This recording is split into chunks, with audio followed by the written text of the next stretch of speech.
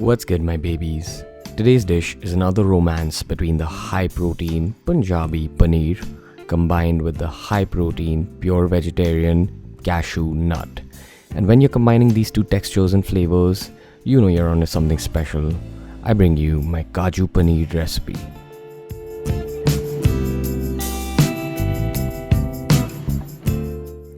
If this dish were kal ho na ho, cashews would be the Shah Rukh Khan of this dish. This is where the charm, the flavor, the heart of the dish lies. Cashew nuts, high in protein, unfortunately a little bit high in fat, but overall super nutritious. And if you're a vegetarian trying to build lean muscle or just lead an overall healthy lifestyle, I feel that nuts should be a part of your diet.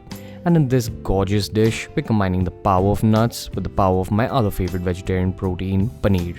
But once again, I can't stress it enough, cashews are the hero of this dish in terms of nutrition, flavor, and just the overall texture of the food. To enhance the texture from the cashew nut, we're going to start by boiling 100 grams of cashews. So make sure you get your cashews in the water as I'm doing here. Make sure they're completely immersed and just get it boiling, baby.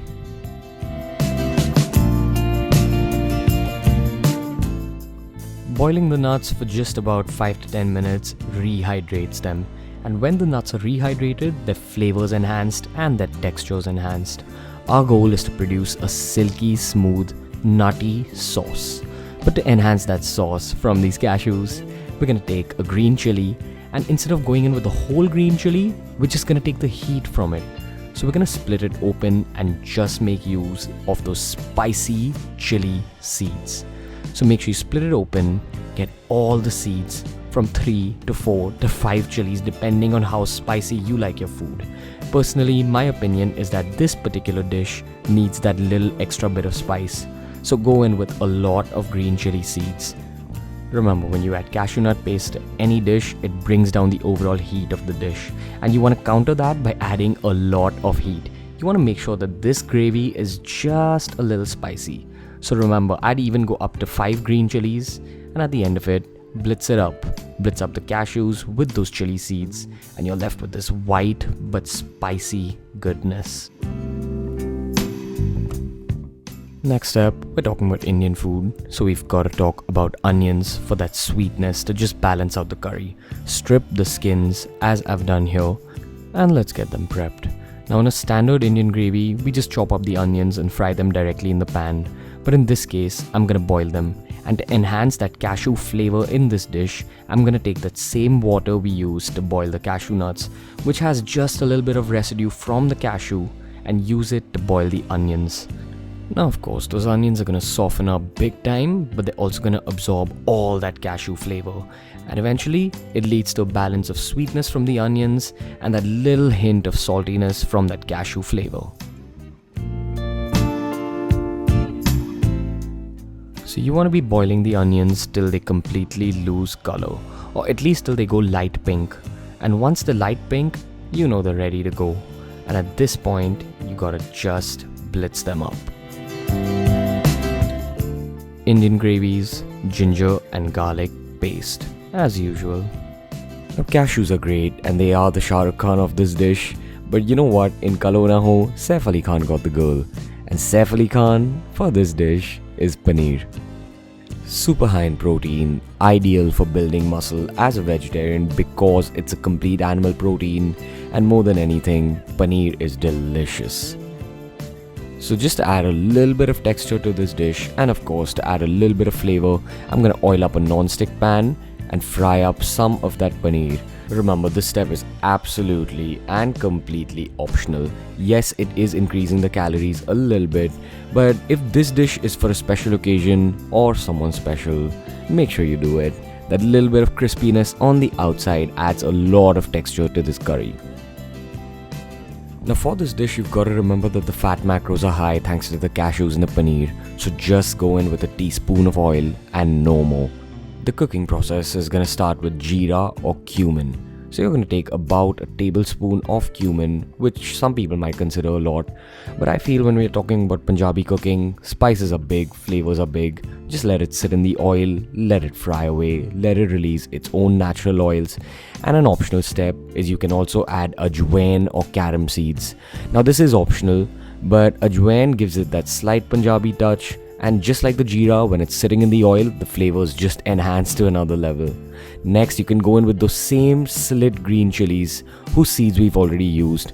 Now remember, if we ground them up and added them, they'd add a dirty green color, and we're going for a white, silky gravy. So in this case, when we're frying up just the bodies of the chili, they're adding the natural flavor of the chili without adding any heat. So just fry it up, baby. Now these seeds and that chili are going to be the base of the curry. Because we stir fried it in the oil has absorbed all those flavors. And this is a great point to go in with that onion paste we made earlier. Remember, this is already cooked. The rawness is completely cooked out, and it's got that bit of incorporated cashew flavor. So you don't need to cook it much. Just cook it a little bit and make sure you don't cook it till it's brown. That was the whole point of boiling it. You still want to retain that white color. At this point, you can also go in with the ginger garlic paste for that Indian-y Punjabi-ness and stir fry it again. But with ginger garlic paste, remember you want to stir fry it for a minimum of 2 to 3 minutes on a high flame. Add a lot of salt. Be very generous. Remember, whenever you're using cashew paste, you've got to add heaps and heaps and heaps of salt. Stir fry it, and at this point, you can go in with that cashew paste. Now you've got to remember, this is high fat, and I've gone in with a lot. I've gone in with about 100 grams of ground cashews. Of course, you can go in with lesser, but when we're talking about cashews add a lot of flavor. This curry is so good with this excess cashew paste that you should do yourself a favor and just go for the flavor. Don't bother about the macros much.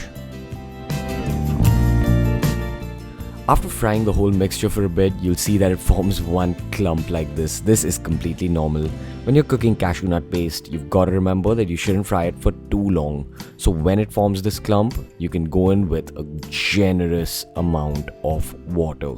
And this water, along with the clump, when you disintegrate it, is gonna form the base of your sauce. And you know what? Before you know it, this gorgeousness of a dish is ready.